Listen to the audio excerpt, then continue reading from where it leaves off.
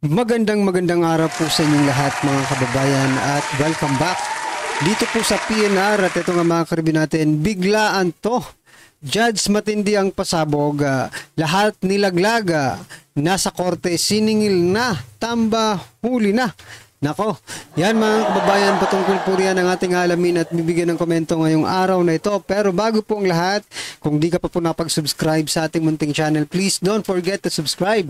At palike na rin po ng video ito. Maraming salamat po. At ito nga, simulan na po natin to. Sa walaan bayan ko, sa pagnanakaw ng tao,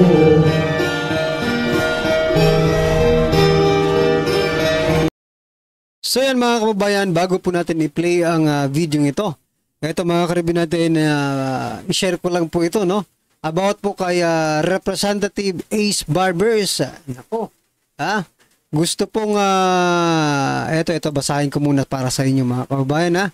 Sabi po ni Representative Ace Barbers, kung ikay kumikita sa iyong pag-vlog at na-monetize mo ang iyong contents, aba, teka muna, magbayad ka. Yan mga kababayan, no? Pinagbabayad po ni Representative Surigao del Norte 2nd District Representative Ace Barbers, no? Ang mga vloggers na kumikita sa kanilang mga social media contents. Pero teka lang, di ba mga karibin natin? Bago tayo, for example, tayong mga content creators, di ba? Tayong mga vloggers, bago yan pumunta or kumita tayo dyan, no? Ikinakaltasan na po yan ng tax eh. May tax na po yan. Ngayon, kung kakaltasan rin ng Kongreso, kasi parang lumalabas ngayon, mas pinangungunahan pa ni Representative Ace Barbers yung BIR, no? Kasi may tax naman talaga lahat ng content creators, mga kababayan. Diba? May tax po yan. Simula nang nagka-pandemic. Diba? Binawasan na po ng tax. Ngayon, kung kakaltasan pa ni Ace Barbers, wala tayong magagawa dyan. Trabaho po nila yan, no? Trabaho po nila ang mangolekta ng pera para syempre may mapunta po sa kanilang mga bulsa. No? Grabe naman po ito. No? Itong sa ngayon ba kayo? Kayong nanonood kahit hindi po kayo vloggers, no? Sapagkat yan, sinasabi ko na nga po, bago pa yan pumunta sa amin, yung kita namin dito sa pagko-content, pag-vlog, yan mga kababayan, ikinakaltasan na po yan. May kaltas po yan, sabihin nyo po sa ibang mga may tax po na deduction, tax deduction, no? Parang na tayo dito, double dead. Tapos ayaw nyo pang mag-provide ng mga trabaho, no? Para at least isang tax lang. Di na maraming kaltas-kaltas pa. Diba? Magtrabaho na lang kami. Kaso nga lang wala kayong may na project ninyo kasi wala rin naman kayong mga project, no, na pwedeng pagkakitaan ng taong bayan. Nakita ko nga sa isang post, no, sabi grabe sabi walang trabaho sa Pilipinas. Buti na lang meron social media, at least nakakaraos na kami ngayon, no? Yan pa lang malaking tulong na po yan bilang isang Pilipino, no, na kumikita at naitataguyod ang pamilya, nakakaraos sa pang-araw-araw dahil po sa pag-content. Tapos babawasan pa po ng isang congressman, mga kababayan, yung kita natin, yung kita ninyo, no? Wala naman sa akin problema, wala nang problema. Basta't nasa tama lang at gamitin sa tama. Diba? Hindi yung kaltas na kayo ng kaltas ng sweldo. Wala rin naman na patutunguhan. Diba? Wala naman na tayong nakikitang project. Masakit po yun para sa amin. Kakaltasan nyo kami ng doble-dobleng tax, tapos wala man lang kami makikitang project. Ang nakikita lang namin, ayuda. Yung mga tamad, aayudahan ninyo. Kaning nagsisipag para sa pamilya namin, kakaltasan nyo kami, tapos ipamimigay ninyo sa mga tamad. Teka lang, no? Well, anyway, kung magkakaltas ka ng tax sa mga content creators, no, mga kababayan, sa mga vloggers, sasabihin ko po sa iyo, Representative Barbers, Barbers, hindi pala V. No, ba? Representative Barbers. Unahin mo po yung mga tulpo, 'di ba? Mga content creators din itong mga tulpong ito. Oh, sabihin mo sila, no? Hoy, mga panyero, magbayad na kayo ng tax, di ba? Baka sabihin sa'yo, baka ikaw ang hindi nagbabayad. Ang laki ng tax na binabayaran namin, ha? Oh, sabihin sa'yo ni Tulpo, mga kaubayan, no? Oh, ngayon, napahiya ka. Ha? Mas malaki pa lang binabayaran ng mga vloggers, yung malalaking influencer, no? Malaki po ang kanilang binabayaran. Baka sabihin sa'yo, Barbers, ang lit-lit na lang binabayaran mo, angal ka pa ng angal. Tapos pamigay pa kayo ng pamigay sa mga ayuda. Oh, yung pera namin binibigay nyo sa mga tamad, kaming nagsisikap. Diba? Kaya wag na po tayong magpaloko dito kaya Barbers, mga kaubayan. Ewan ko lang kung may sa bagay. The powers yan, maraming yung kapangyarihan ay nasa kanila ngayon. Diba? Masyado po silang makapangyarihan ngayon. Kaya ngayong darating na midterm election, it is our time. Tayo naman po, mga kababayan. Kung saan man ito tumakbo si Barbers ay huwag niyo pong iboto. Or iboto nyo kung gusto nyo. Wala rin naman akong magagawa. Pero mag-isip-isip muna kayo, no, kung nakakatulong ba ito or hindi. May nag-comment nga, mga kababayan, no? Sabi niya, "Hoy Barbers, asikusuhin mo raw yung sasakyan na ginamit doon sa Leyte." Na may dalang pinagbabawal. Nako. Well, anyway, mga kababayan, ibang issue rin yun. But anyway, ano po ang inyong reaction dyan? I-comment nyo lang po. At eto pa, pasadahan po muna natin itong si Drilon, bago natin i-play yung video. Sabi po ni Drilon, mga kababayan, campaign period. Hindi rason upang ipagliban ang impeachment trial ni Vice President Sara Duterte. Ayon po yan kay Drilon, mga kababayan, Yan, nagising. Nagising na po si Drilon sa kanyang pagkakatulog at ngayon ay nagsalita against Vice President Sara Duterte. Wala namang bago dito kay Drilon. Anong kailangan nating ipaliwanag dito? Dilawan po ito. Dilawan po si Drilon kaya no surprise, no? Hindi po tayo na surpresa sa kanyang kung sasabihin niya man ito. Well, anyway, good luck sa iyo, Drilon. At sana magtagumpay yung sinasabi mo. Yan lang naman po ang gusto kong i-point out dito, no? Nasa Drilon po ay dilawan. At yung mga nagpapa-impeach ngayon kay Vice President Sara Duterte, if they are not dilawan, no? Mga trahidor sila sa bayan. So ito, mga kabayan, panoorin po natin at bigyan ng reaction to. Ito na po.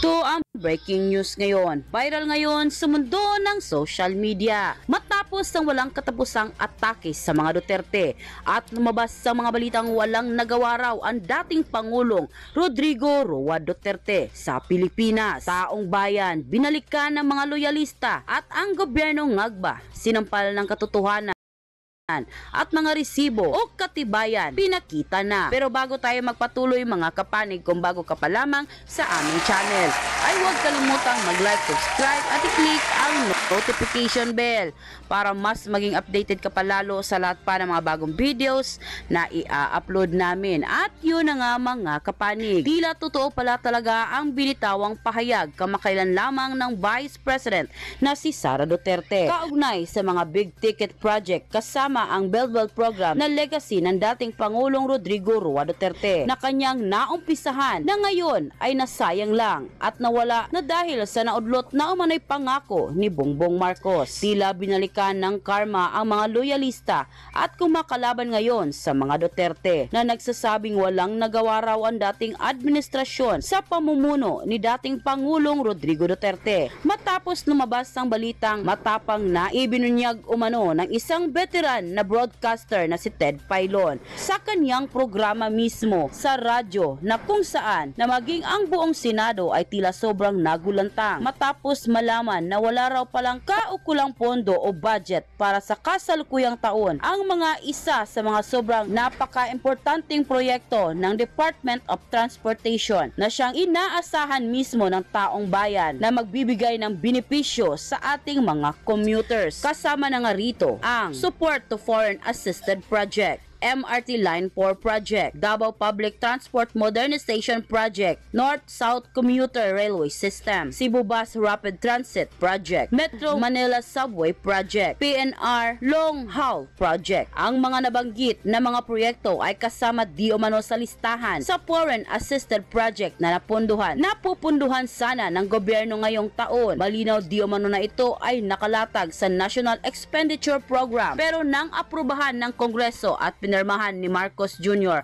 ang General Appropriation Act ay napunta na di umano ito sa unprogram appropriation. Ang mga naturang mga malalaki at isa sa mga pinakamahalagang proyekto na siyang nangangahulugang lamang di umano na ito ay nakalagay na umano sa mga hindi itinuturing na mga hindi importanteng mga proyektong walang kaukulang pondo. Kaya So ang tanong dito mga kabayan, kung yung mga sinabi 'di ba ng mga project ay hindi, no? Parang hindi kailangan, no, ng taong bayan. No? Ano po ang mga proyekto ninyo ngayon na mas kailangan ng taong bayan? Ha? Ang nakikita lang naman natin ay pamimigay ng ayuda. So meaning mas importante pa ang pamimigay ng ayuda kaysa po dito sa mga proyektong ito, no? Una, magkakaroon tayo ng mga infrastructure, di ba? Pangalawa, it would create, no, jobs sa ating mga kababayan. Oh, kita mo niya? Tapos ipagpapalit nyo lang itong mga project na ito sa pang-aayuda ninyo. Anong klaseng grabe talaga itong mga ito? nagkatotoo lahat ng pahayag ng Vice President Sara Duterte na nakatenga na lang ang mga big tickets project na ang mga ipinangako raw umano noon ni Marcos Jr. ay kanya raw ipagpapatuloy ang mga nasimulan ni dating Pangulong Rodrigo Duterte. Hindi naman mapigilan na madismaya ng marami sa ating mga kababayan na magbigay ng kanilang hinaing at komento sa mundo ng social media. At ayon pa sa kanila, dapat pagsisisihan ni PBBM ang kasalanan din pati kaalyado nila. Sa congressman ngayon, mahiya kayo, tapos na. Solid pa rin kami Duterte and the Philippines. Mga Marcos, maawa na kayo sa mga Pilipino. Mga senador, gawa ninyo ng magandang paraan. Ipagtanggol ninyo kaming mga masang Pilipino. Maawa naman kayo sa henerasyon na ito. Yung mga gahama na mga legislative, hindi na sana manalo. We are asking for divine intervention. Lord, please stop this corruption of our gahamang opisyal in our country. Public office is a public trust. How can we trust your office if there's a question you refuse to answer? Bakit hindi patulan? Silence means yes, sir. It's only showed that the allegation of PRRD was right. Kasi ever since lumabas ang issue na ito, tahimik lang talaga si BBM. The best way is to go with the drug test. Ano bang kinakatakutan ng presidente kung wala talaga? Sayang ang mga project ni FRRD. Makatulong sana sa mga Pilipino. Sana hindi ayuda ang inuuna. Hindi naman panghabang buhay ang ayuda. Ayusin ang public hospital at public school. Yan ang importante. And Yung isang abogado ng petition for mandamus. Ano ibig sabihin ng petition for mandamus? Ang hinihiling niya sa Supreme Court na utusan ang Senado na magsimula na ang paglilitis ng impeachment na reklamo. Ang tawag sa impeachment reklamo, article of impeachment reklamo. Ibig sabihin ng impeach. Pag sinabi mo si Sara Duterte, impeach. Ibig sabihin nun ay nakasuhan. Kung sa English pa, charged. O, yan. Impeached. Charged. Hindi naman ibig sabihin pag impeach ay guilty ka na kagad. Magkaroon pa po ng paglilitis. Kaya lang, ang problema natin kung bakit nagsampa yung abogado na yon ng petition for mandamus ay sapagkat lalangan-langan ito si Chis Escudero. Ang sabi ni Chis Escudero, magsimula na lang daw ang impeachment trial sa after the fourth SONA ni Bongbong Marcos. Ang SONA, kailan ba? Fourth Monday of May. So, fourth Monday of July. Matagal pa yun. So, kung July, ano bang fourth Monday of July? At titingnan natin sa ating kalendaryo para masarado natin. Gusto ko fixed date. So ito, July, ang fourth Monday of July is July 28. So after July 28, ang umpisa ng impeachment. Ayon kay Jesus Escudero. Kasi siya pong Senate President. So ibig sabihin, pag sinabi mo ganun ay in totality, ang discretion o ang pagsasabi, ang desisyon kung kailan magsimula ang trial ay nasa Senado. At kung sinabi mo nasa Senado, edi iyan din ang Supreme ang Senate President ang mangunguna diyan. Kausapin niya yung lahat ng mga senador, mag-usap-usap sila at para sabihin lang, mag-umpisa na tayo, gawin na natin ang dapat gawin. So yan po ang ating gobyerno, no? Because of that, ang lingwahe naman po, ang salita na ginamit ng ating constitution ay nagsasabi na upon the filing of verified impeachment articles or resolution ay magsimula na kagad forthwith, the Senate starts the next process forthwith. Ang salitang forthwith, kung i-translate mo sa Tagalog, loose Tagalog term ay kaagad-agad. Kung sa kaagad-agad, ibig sabihin ng agad-agad, ano ba yung kaagad-agad? Yun, ang tanong ng karamihan, kaagad-agad, pwede ba sabihin na kaagad-agad? Tapos si Jesus Escudero sabihin na July 28 pa matapos after July 28 kasi July 28 pa yung tinatawag na State of the Nation address ni BBM. Ano ba meron sa ano ba meron sa State of the Nation address? Kasi po ang State of the Nation address, yan po ang pagsimula ng bagong kongreso kung tawagin. 20th Congress. Kasi sa ngayon, 19th Congress tayo. So kung matapos na lahat ng congressmen, next congressman bago na yun. So ang mga congressmen sa ngayon, nasasama sa 19th Congress. Ngayon, ang kasunod na mananalo, magiging 20th Congress sila. Tapos, ang sa Senado naman, sa ngayon, lahat na 24 sila, 19th Congress sila lahat. So ngayon, pag election ngayong May 12, 2025, ang 12 sa kanila ay outgoing. So may 12 matitira. So kanina ko pa iniisip mga kababayan, no? Bali po dito sa sinasabi ni Kausing, no? Doktor pala ito. Dr. Toto Bunyog Kausing, no? Ang gusto nyo kasing, ayaw pa kasing idirekta, no? Ni Kausing kung anong gusto niyang ibig sabihin. Pero base po sa pagkakasabi niya, gusto niyang ipaalam sa atin na there is a possibility, no? Na matuloy sa ayaw at sa hindi, no? Ni Jesus Escudero, posibleng matuloy ang impeachment complaint, no? Kapag sumang-ayon or bumaliktad ang korte, diba? Or judge, nahahawak nito, diba? Pag sinabi pala ng judge, sige, ituloy nyo yan. Walang magagawa. Wala bang magagawa Wala nang magagawa, no? Tuloy-tuloy na yan. Pag nadesisyonan yung petition na i-continue, agad-agad yung impeachment complaint or impeachment trial kay Vice President Sara Duterte, gugulong na yan agad-agad, mga kababayan. So, gustuhin man ng sa mga senador na hindi pagpatuloy, magpapatuloy pala ito, mga kababayan. Well, anyway, antayin na lang po natin ang desisyon ng korte kung ano nga ba talaga ang kanilang say, if it is constitutional or unconstitutional. Kasi ang korte naman, it is always sa side ng constitution, di ba? Ayan mga kababayan, ano po ang inyong reaksyon, opinion patungkol po sa video ito? I-comment lang po sa baba para at least alam po ng ating mga kababayan ang inyong opinion. Maraming salamat po. Sawala ang bayan ko sa magnanakaw ng tao.